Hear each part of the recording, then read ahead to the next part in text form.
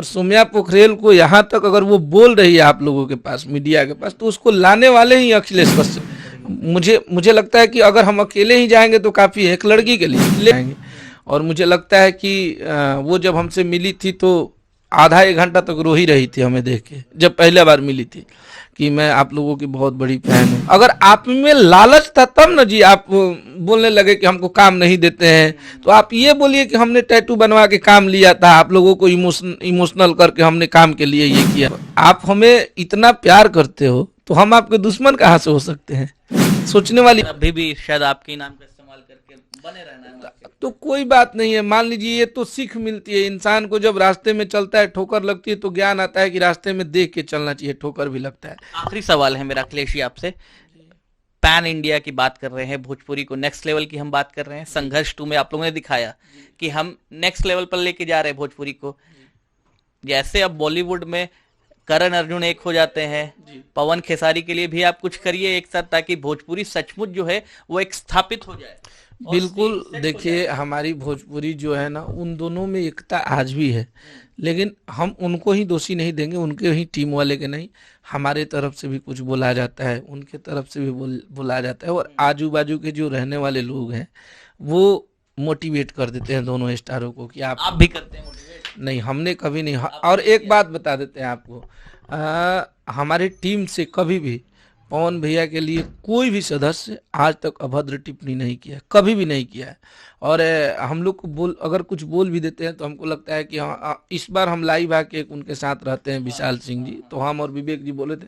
उसके बाद खेसारी भैया रात को फ़ोन करते हैं और मुझे लगता है कि नॉन स्टॉप वो हम सबको 10-12 मिनट तो मतलब पूरा फटकार, मतलब एकदम पूरा गुस्से में कि आपको क्या ज़रूरत थी बोलने की, आपको पता है कि वो बड़े भाई हैं, हम लोग के उनके साथ रहते हैं। तो खेसारी भैया हद से ज़्यादा इज्जत करते हैं उनको, और कभी भी हम लोग कुछ बोल भी देते हैं तो गुस्सा जाते हैं कि आप लोगों को नहीं बोलना है, ये हम दोनों का मैटर है, हम दोनों समझेंगे। अखिलेश कश्यप पहल क्यों नहीं करते हैं? अखिलेश कश्यप हिट राइटर हैं, एक गाना लिख दें पवन भैया और खेसारी भैया के लिए।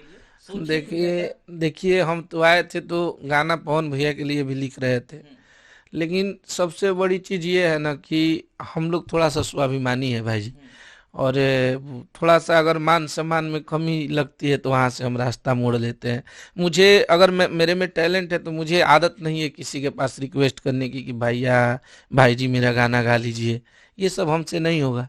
अगर हम, हाँ, आप प्यार से बोलिए कि भाई लिख के लेके आओ, गाते हैं, चलो गाते हैं, तो हम जाएंगे वहाँ पे। लेकिन अब ये समस्या आ जाएगी कि भैया प्लीज़, ये वाला सिस्टम आ जाएगा मेरे लिए, तो इससे अच्छा मैं कभी किसी के लिए ना लिखूं। मैं गाने बनाता हूं तो मेरे गाने वो नहीं होते हैं कि मैं 2 मिनट में बैठा ऐसे ऐसे लिख दिया, नहीं। आप कभी, अभी हम गाने ही बना रहे थे स्टूडियो में, काफी देर हमने, हाँ, तो वैसे मैं रात भर जग के मैं पूरा कंपोज और जो म्यूजिक होता है उसको कट करवा के कि हाँ ये चीज़ लगेगी, यहाँ चीज़।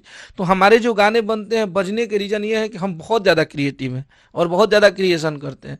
तो हम लोग मेहनत करके जो गाने एक बार स्टूडियो में बना देते हैं, बना के जब निकलते हैं तो ये दावा रहता है कि हिट है ये, इसमें कोई डाउट नहीं है।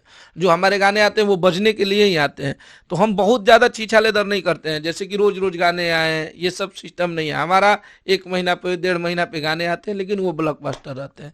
इसलिए हम लोग गाने बनाते हैं। तो हमें टैलेंट है। अगर आप हमको सोचेंगे कि हम रिक्वेस्ट करें आपके पास, तो हमसे नहीं होगा। दोनों के लिए आप काम कीजिए, दोनों को एक जगह लेकर के आइए। अखिलेश मैं बता रहा हूँ ना, वहाँ पे मैं काम कर रहा था, लेकिन वहाँ पे बहुत, अब गाने दे के 3-3 महीना बोलना, भोजपुरी को बचाने के लिए गाने दे, बिल्कुल सोच सकते, अगर नजरिया बदल जाएगा, हाँ, तो बिल्कुल सोचेंगे। और ये परिवार है, आज नहीं तो कल एक तो होंगे ही।